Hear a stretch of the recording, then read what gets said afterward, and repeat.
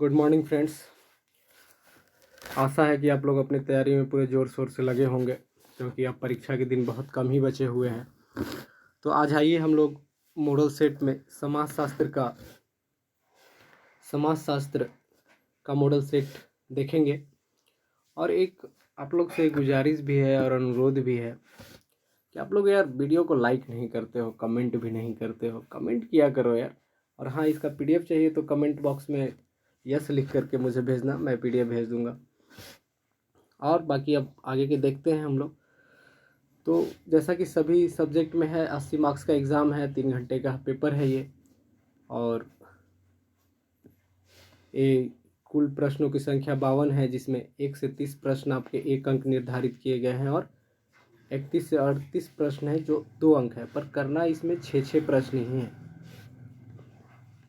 उसी तरह से 39 से 46 तक 3 अंक का प्रश्न है और 6 प्रश्न का उत्तर ही करना है। और 47 से 52 तक है जो लॉन्ग क्वेश्चन है। इनको आपको 4 क्वेश्चन का आंसर देना है, 4 क्वेश्चन को देना है और 5 मार्क्स निर्धारित किए गए हैं। मैं इसका इंग्लिश का क्वेश्चन को हटा दिया हूँ, बाकी हिंदी को मैं रखा हूँ। आप अब आइए आगे सेशन को स्टार्ट करते हैं। सेशन को यार एक बार लाइक ज़रूर कर देना तुम लोग, कमेंट करके आप लोग बताइए कैसा सेशन लगा आप लोगों को। और मैं आगे आप लोगों को किस सब्जेक्ट पर मॉडल सेट चाहिए, उसका किसका आंसर चाहिए, आपको पीडीएफ के साथ मैं प्रोवाइड कराऊंगा। चलिए आज का प्रश्न। और हाँ, एक और है यार, वीडियो को पूरा देखा करो। आधा पे छोड़ देने से क्या होगा कि आप लोग ना इसको समझ पाएंगे, ना फिर इसको एग्ज़ाम हॉल में ले जा पाएंगे। पूरा वीडियो देखिए। मैं एक गारंटी के साथ कह सकता हूँ कि एग्ज़ाम हॉल से आप लोग निकलेंगे तो इस सेट से आप मिलाइए। नहीं क्वेश्चन मिला तो फिर आप हमको ब्लेम दे सकते हैं। चलिए, तो पहला प्रश्न है, वर्ग संघर्ष का सिद्धांत किसने दिया?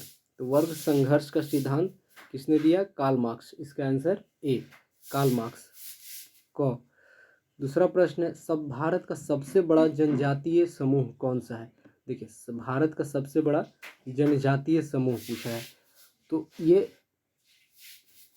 आपका भील हो जाएगा, भील। देखिए, झारखंड में पूछा जाए कि झारखंड का सबसे बड़ी जनजातीय समूह क्या है तो आंसर संथाल होता। पर ऑल ओवर इंडिया का बात किया जा रहा है तो ये भील है। याद रखिएगा, भील की सर्वाधिक आबादी जो आपकी है वो एमपी और महाराष्ट्र में है। एमपी और महाराष्ट्र में है। तो ये जो साइड से पॉइंट आप लोगों को बताए जाते हैं, इस पॉइंट को भी ध्यान रखिए, जरूरी नहीं है, उससे रिलेटेड भी पॉइंट आएंगे। अगला प्रश्न है, निम्न से कौन मंडल आयोग के अध्यक्ष है? मंडल आयोग, तो ये ऑप्शन है बिंदेश्वरी दुबे, मंगनी लाल मंडल, बीपी मंडल। देखिए, इसमें मंडल मंडल 2 जगह है तो कंफ्यूज नहीं होना है, इसका बीपी मंडल इसका आंसर है। और इसकी स्थापना कब हुई थी? तो 1979 में। देखिए, मोरारजी देसाई की जब सरकार आई थी, जनता पार्टी की सरकार, तो उसी समय मंडल आयोग ओबीसी मतलब अनुसूचित पिछड़ा वर्ग को लेकर के ओबीसी कैटेगरी के लिए ये आयोग बनाया गया था।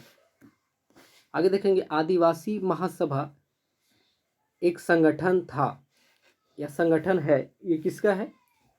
तो मुंडाओं का। आदिवासी महासभा संगठन था मुंडाओं का। देखिए, अब आगे, चिपको आंदोलन के जनक कौन थे? तो चिपको आंदोलन के जनक आपके हो जाएंगे अमृता राव। कंफ्यूज मत होइएगा, चिपको आंदोलन के जनक पूछा जा रहा है तो जनक अमृता राव होंगे। पर आपको जो ये चिपको आंदोलन, ये इम्पोर्टेंट पॉइंट है, इसको नोट कर लिएगा। चिपको आंदोलन आपको उत्तराखंड में शुरू हुआ था और ये किससे संबंधित है? तो वृक्षों के बचाव से है। इनका जो नेता थे, उत्तराखंड में जो नेता हुए थे, वो थे सुंदरलाल बहुगुणा। सुंदरलाल बहुगुणा। तो यहाँ कंफ्यूज मत होइएगा। देखिए, जनक पूछा है और वहाँ उत्तराखंड में जो हुआ था उनका नेता थे सुंदरलाल बहुगुणा, जबकि चिपको आंदोलन के जनक अमृता राव थे। आगे है, चाची नातेदारी के किस श्रेणी में आता है?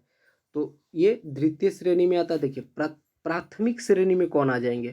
तो प्राथमिक श्रेणी में वो लोग आएंगे जिनका संबंध ब्लड से है, जैसे कि एकदम अपना संबंध, जैसे माता पिता भाई बहन आपस में, ये क्या हो जाएंगे, प्राथमिक श्रेणी के अंतर्गत आ जाएंगे। पिता का भाई यानी कि ये क्या हो गए, इनका ब्लड रिलेशन है, आपसे नहीं, आपसे है तो ये द्वितीय श्रेणी के अंतर्गत आएंगे। आगे सिखों के विरुद्ध दंगा किस वर्ष हुआ था, तो ये 1984 में। देखिए सिखों के विरुद्ध जो दंगा होने का सबसे बड़ा कारण था दोस्तों, वो माफ कीजिएगा, इंदिरा गांधी की मृत्यु थी। इंदिरा गांधी को जो मृत्यु हुआ था वो किसी सिख ने ही उनको मतलब सुसाइड बम बांध करके उनको उड़ा दिया था, तो इसीलिए सिखों के विरुद्ध दंगा हुए थे 1984 में। निम्न में से किस प्रजातंत्र को चौथा स्तंभ कहा जाता है, तो ऑप्शन है जनसंचार, सांसद, न्यायपालिका, मंत्रिपरिषद, बताइए। तो इसका आंसर क्या हो जाएगा, जनसंचार, यानी कि इसको हम मीडिया, जनरली हम लोग मीडिया के नाम से जानते हैं, तो मीडिया ही क्या है, जनसंचार के अंतर्गत आ जाएगी। तो ये प्रजातंत्र का चौथा स्तंभ कह सकते हैं, लोकतंत्र का चौथा स्तंभ कह सकते हैं। औद्योगिकरण के परिणाम स्वरूप नगरों में किस तरह का प्रदूषण उत्पन्न हुआ, तो देखिए उद्योग मतलब समझ ही रहे होंगे, जो फैक्ट्रियां वगैरह लग रही हैं, तो इनसे सारी प्रकार के प्रदूषण की समस्या उत्पन्न हो रही है, जैसे जल प्रदूषण, वायु प्रदूषण, ध्वनि प्रदूषण। तो इसका आंसर क्या हो जाएगा दोस्तों, डी, यानी घ, इनमें से सभी। लैंगिक विषमता का किन्हें सामाजिक संसूचक कहा जाएगा, देखिए लैंगिक विषमता होता क्या है, देखिए महिला और पुरुषों के बीच में विभेद, पुरुषों के बीच में अंतर, यही क्या है, लैंगिक विषमता है। सामाजिक संसूचक कहा जा सकता है, तो देखिए ये घरेलू हिंसा, जनरली जो डोमेस्टिक वायलेंस होते हैं वो लैंगिक विषमता पर ही आधारित है। आगे परियोजना कार्य के कौन से चरण है, परियोजना कार्य के कौन से चरण है, तो तथ्यों का अध्ययन करना, विषय का चुनाव, प्रविधि का चुनाव, तथ्यों का संकलन, प्रतिवेदन प्रस्तुति करना। ये जो आप लोग परियोजना मतलब समझ रहे हैं, प्रोजेक्ट जो आप लोग बनाइएगा प्रैक्टिकल, तो ये इनमें सभी का हो जाएगा। सीमांत व्यक्ति की अवधारणा किसने दी, सीमांत व्यक्ति की अवधारणा किसने दी, तो इसका आंसर रॉबर्ट ई पार्क। देखिए है क्या सीमांत व्यक्ति, यानी कि व्यक्ति जो समाज के सबसे अंतिम वर्ग यानी सबसे पिछड़ा वर्ग में है, उसी को सीमांत व्यक्ति कहा गया, यानी कि कह सकते हैं कि इसका अवधारणा रॉबर्ट ई पार्क ने दिया। सत्य शोधक समाज की स्थापना कौन किए थे, ज्योतिबा राव फुले। ये कहाँ की संगठन थी, तो महाराष्ट्र की संगठन थी, और ये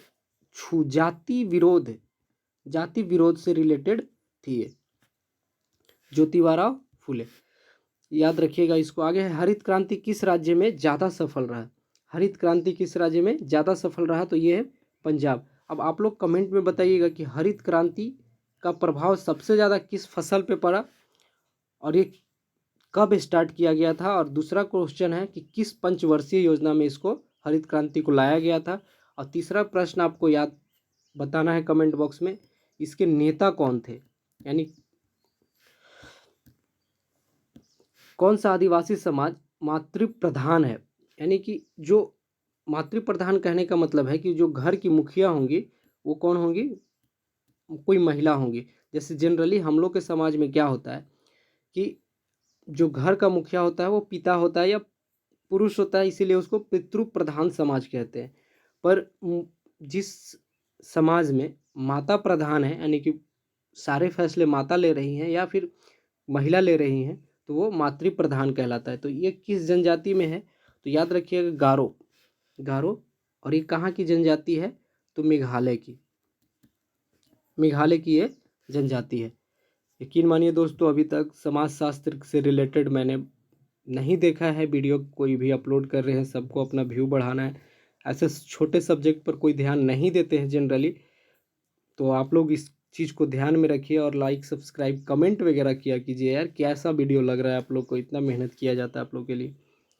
पंचायती राज अधिनियम कब पारित हुआ, तो ये 1959 में, और सबसे पहले कहाँ हुआ था, राजस्थान में।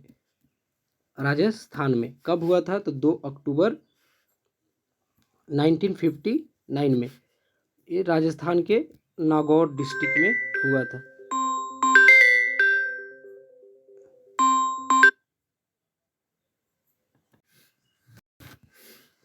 तो पंचायती राज अधिनियम कब पारित हुआ? ये 1959 में, 59 में। आगे प्रश्न है, भारत के किस राज्य में ईसाइयों की संख्या अधिकतम है? ईसाइयों की संख्या, ये जो क्रिश्चियन कहते हैं, क्रिश्चियनों की संख्या सबसे ज़्यादा किस राज्य में है? तो याद रखिएगा, केरल। राजमोहनी आंदोलन संबंधित है, राजमोहनी आंदोलन संबंधित है, तो इसका आंसर क्या हो जाएगा आपका? जनजाति आंदोलन से, जनजाति आंदोलन से राजमोहनी आंदोलन। ये वेरी इंपॉर्टेंट क्वेश्चन है ये दोस्तों, ये पूछा जा सकता है। तो जनजाति आंदोलन से, राजमोहनी आंदोलन।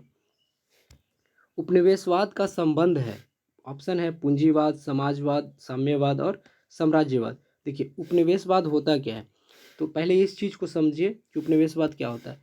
तो जब एक शक्तिशाली कंट्री किसी दूसरे देश पर अपना अस्तित्व स्थापित कर लेती है या उसको अपना अंडर में कर करके सारे काम करती है, तो उसी को उपनिवेशवाद कहते हैं। जैसे ब्रिटेन भारत पे कब्जा किया तो भारत क्या हो गया?